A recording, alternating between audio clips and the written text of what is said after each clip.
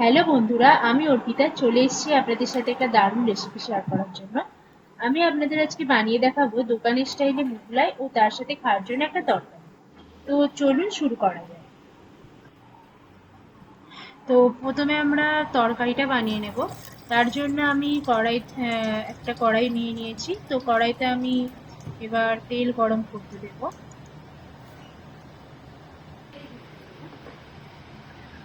তেলটা গরম হচ্ছে, গ্যাসের ফ্লেমটাও আমি বাড়িয়ে দিয়েছি। তো তারপরে কড়াইতে তেল গরম হয়ে গেলে আমি দিয়ে দেব হচ্ছে পেঁয়াজ বাটা। পেঁয়াজ বাটাটা দেওয়ার পরে আমি এটা নাড়তে থাকবো, কারণ পেঁয়াজটা একটু গ্যাসের ফ্লেমটা কমিয়ে রেখেছি, কারণ হচ্ছে পেঁয়াজটা পুড়ে যেতে পারে। তো হালকা হালকা আঁচে হোক, যাতে পেঁয়াজটা লাল লাল হবে কিন্তু যাতে না পুড়ে যায়।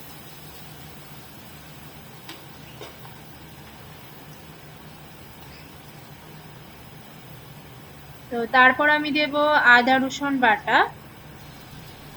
আমার ফ্রিজে স্টক করা ছিল, সেখান থেকেই আমি আদা রসুন দিয়ে দিলাম, দিয়ে আমি নাড়তে থাকলাম। এটা অল্প ভেজে একটু লালচে ভাব আসুক, কড়াইতে তেল ছাড়ুক, তারপর আমি এটা অন্য উপকরণ দেবো। আস্তে আস্তে ধীরে ধীরে কষুক। দেন আমি দিলাম হচ্ছে পেঁয়াজ কুচি।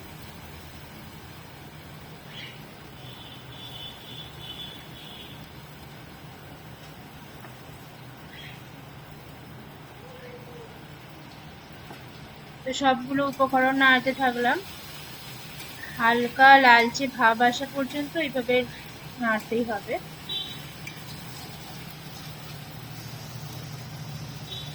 তারপর আমি দেব সামান্য লবণ, যাতে করে পেঁয়াজটাও হালকা নরম হয়ে যাবে। আর আমার তরকারিতে নুনের পরিমাণটা লাগতো সেইভাবে বুঝেই একেবারে আমি দিয়ে দিই। দিয়ে আমি কড়াইতে নাড়তে থাকলাম। দেখুন হালকা বাদামি কালার একটা রঙও এসে গেছে। তারপর আমি দিয়ে দিলাম লঙ্কার কুচি। আমি ঝালের পরিমাণটা একটু বেশিই খাই, তাই আমি একটু বেশি পরিমাণেই ঝাল দিয়েছি। আর এখানে কোনো রকম গুঁড়ো লঙ্কা বা শুকনো লঙ্কা ইউজ হচ্ছে, কারণ এটা আমার ওই কাঁচা লঙ্কা দিয়ে ভালো লাগে তরকারিটা। আর ঝালটা যেহেতু আমি বেশি খাই তাই কাঁচা লঙ্কাটা দিয়েছি। গুঁড়ো লঙ্কা দিলে কালারটা লালচে ভাব আসবে, কিন্তু আমার তরকারিটা একটু হলুদ টাইপেরই ভালো লাগে। রেস্টুরেন্টেও দেখবেন একটু হলুদ টাইপেরই তরকারিটা হয়। তো তাই আমি শুধু কাঁচা লঙ্কাটা ইউজ করেছি। তারপর আমি দিলাম আলু। দুটো আলু আমি ছোট ছোট করে কেটে রেখেছিলাম, কেটে ভালো করে ধুয়ে রেখেছিলাম, সেই আলুটাই দিয়ে দিই। আলুটা দিয়ে এবার সব উপকরণগুলো দিয়ে নাড়তে থাকলাম। এবার তাতে দিয়ে দিলাম আমি হলুদ, পরিমাণ মতো হলুদ গুঁড়ো দিলাম। এরপর আর কোনো রকম গুঁড়ো মশলা ইউজ করছি না, কোনো রকম লঙ্কার গুঁড়ো ইউজ করছি না, শুধু এই হলুদ গুঁড়োটা দিয়েই তরকারিটা পুরো নাড়িয়ে নিলাম। নাড়িয়ে জল দিয়ে দিলাম। জল দিয়ে এবার আমি হাই ফ্লেমে দিয়ে সিদ্ধ হতে দিলাম। 5 মিনিট মতো রেখে আলুটা সিদ্ধ হয়ে গেছে। দেখুন তরকারিটাও আমার গা মাখা হয়ে গেছে। এবার আমি নামিয়ে রাখবো। করে এবার আমি মোগলাইয়ের মশলাটা বানাবো, যার জন্য আমি প্যানে তেল দিয়ে তেল গরম করে পেঁয়াজের কুচি দিয়ে দিলাম।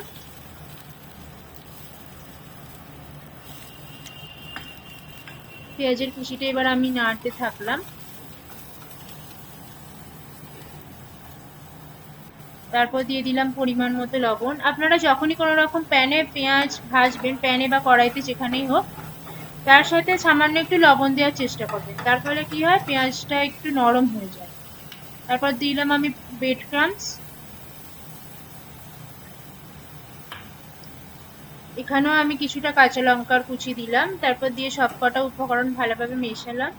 এখানে ব্রেড ক্রাম্বসটা আমি কিছুক্ষণ একটু তেলে নেড়ে নেব, যাতে কি হবে ওটা ব্রেড ক্রাম্বসটা একটু ভাজা ভাজা টাইপের হয়ে যাবে, একটু রং আসবে। সবগুলো উপকরণ আমাকে এইভাবে ভালোভাবে মিশিয়ে নিতে হবে নেড়ে নেড়ে, যাতে না লেগে যায় প্যানের সাথে। অল্প একটু তেলও দিয়ে নিব, দিয়ে ভালো করে উপকরণগুলো মিশিয়ে একটু ভাজা ভাজা টাইপের করে নিব। তারপর আমি একটা ডিমের ব্যাটার তৈরি করে নিলাম। এখানে আমি 3টে ডিম ইউজ করেছি, কারণ আমার 3টে মোগলাই হচ্ছিল। আপনারা যে যার পরিমাণ মতো পছন্দ মতো ডিম দিতে পারেন।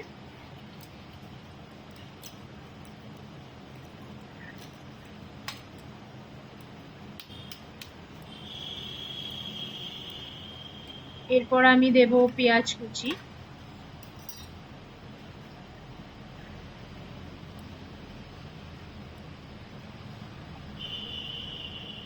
আর দেব লঙ্কার কুচি। আপনাদের আগেই বলেছি লঙ্কাটা একটু আমি বেশি খেতে পছন্দ করি, সবকিছুটা ঝাল ঝাল, তাই আমি লঙ্কার পরিমাণটা একটু বেশিই দিয়েছি। আপনারা আপনাদের পছন্দ মতো যেরকম ঝাল খান সেরকম অনুযায়ী ঝাল দিন। তারপর এখানে আমি দেবো একটু পরিমাণ মতো লবণ দিয়ে, এবার ডিমটাকে ভালো করে ফেটিয়ে নেব, সবগুলো উপকরণ যাতে সমানভাবে ভালোভাবে মিশে যায়। দিয়ে আমি আগের থেকেই ময়দা আমার মাখা ছিল, ময়দাতে আমি একটু কালো জোয়ান আর আপনার তেল দিয়ে মেখে রেখেছিলাম। আপনারা পারলে এটাকে স্কিপ করে দিতে পারেন, নর্মাল তেল দিয়ে আপনি ময়দাটা মেখে রাখতে পারেন। সেটাকে আমি ভালো করে বেলে তার উপর ময়দাগুলো মশলাটা দিয়ে ভালো করে ছড়িয়ে দিয়ে স্প্রেড করে উপর থেকে ডিমের ব্যাটারটা দিয়ে দিই।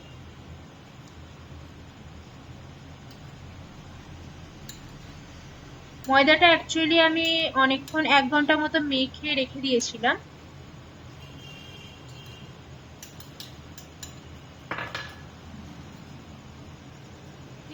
তারপর এবার আমি যে ধারগুলো মুড়ে চারদিকটা মুড়ে দিলাম।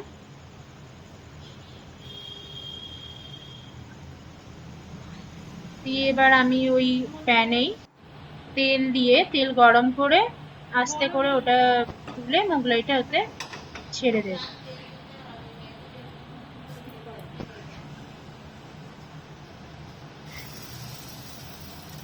এটা আপনারা ওই যে হোটেলে যে তাওয়া মানে কড়াই বা চাটুগুলো পাওয়া যায় সেই টাইপের চাটু বা ওই কড়াই হলে ভালো হয়, কিন্তু আমার বাড়িতে যেহেতু চাটু ছিল না তাই আমি প্যানেই করলাম।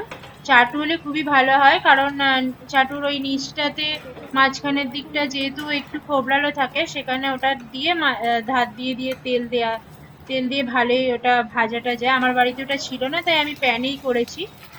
তো এখানে ফ্লেমটা একটু কম রাখবেন, কারণ হচ্ছে কি হাই ফ্লেমে হলে মোগলাইয়ের উপরটা পুড়ে যাবে কিন্তু ভিতরটা কাঁচা থাকবে। পারলে চারপাশ দিয়ে তেলগুলো উপরে দিতে থাকবে, তাহলে কি হবে, চারিদিকটা সুন্দরভাবে ভাজাটা হবে,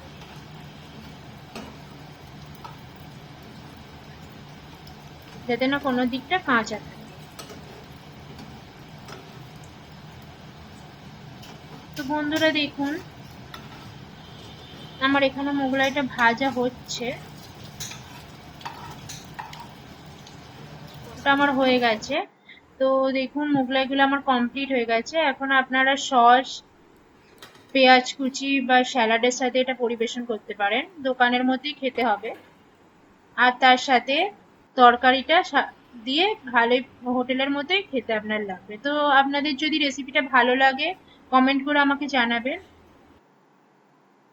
কমেন্ট করে জানাবেন। আর আপনারা লাইক শেয়ার করে দেবেন, আর পাশে থাকা বেল আইকনটা ক্লিক করে সাবস্ক্রাইব করে দেবেন, যাতে ভবিষ্যতে আরো সুন্দর সুন্দর রেসিপি আপনাদের সামনে প্রেজেন্ট করি।